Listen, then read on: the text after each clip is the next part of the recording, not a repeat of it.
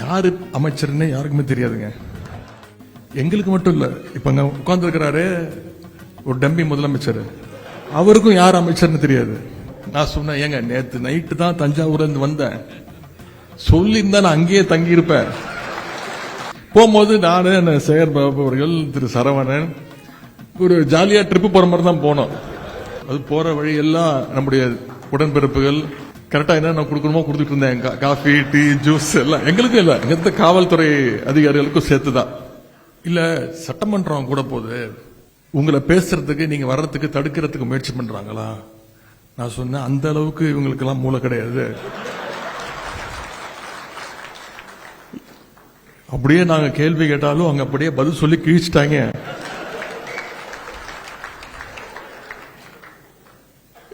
யாரு அமைச்சர்னு யாருக்குமே தெரியாதுங்க. யாரு சட்டமன்ற உறுப்பினர் இப்ப வரைக்கும் யாருக்குமே தெரியாது.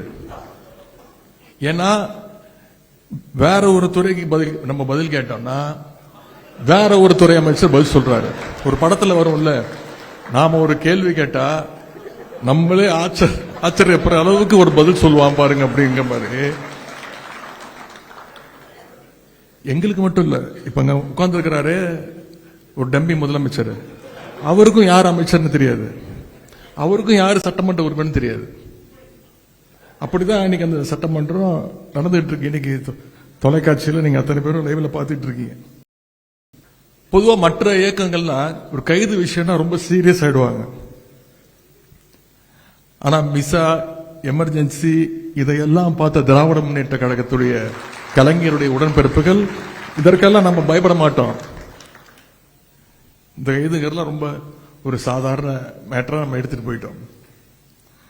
அதே மாதிரி சொல்லி அடிக்கிற மாதிரி தஞ்சாவூர் போறதுக்குள்ள என்னுடைய கைது நடவடிக்கையை நீதிமன்றம் மூலமாக ரத்து செய்ய வச்சதும் நீங்க தான். ரொம்ப முக்கியமா ஆளுங்கட்சியே போய் கோர்ட்ல போய் சொன்னாங்க, எதிர்கட்சி தலைவரை போய் கைது பண்ற ஐடியாலாம் எங்களுக்கு இல்ல, விசாரிச்சுட்டு விட்டுருவோம். நான் சொன்னேன், ஏங்க நேத்து நைட்டு தான் தஞ்சாவூர்ல இருந்து வந்தேன், சொல்லி இருந்தா நான் அங்கேயே தங்கி இருப்பேன். இப்படி மக்களுடைய வரி பணத்துல எனக்கு 2 மீட்டிங் வேற இருக்கு இன்னைக்கு, அதையும் இங்க எடுத்துட்டீங்க. போகும்போது நானு சேகர் பாபு அவர்கள், திரு சரவணன் ஒரு ஜாலியா ட்ரிப்பு போற மாதிரி தான் போனோம். ஆனா மாசு அவர்கள் கிட்டத்தட்ட 7-8 பேர் ஜாலியா பேசிக்கிட்டு சொன்ன உங்ககிட்ட, இந்த மாதிரி ஒரு மக்கள் வரி பணத்துல ஒரு ரோட் ஷோ, அது போற வழி எல்லாம் நம்முடைய உடன்பிறப்புகள் அங்கங்கே என்னுடைய வழியை மறிச்சு கரெக்டா என்ன கொடுக்கணுமோ கொடுத்துட்டு இருந்தேன். காஃபி, டீ, ஜூஸ் எல்லாம் எங்களுக்கும் இல்ல, எங்க காவல்துறை அதிகாரிகளுக்கும் சேர்த்துதான்.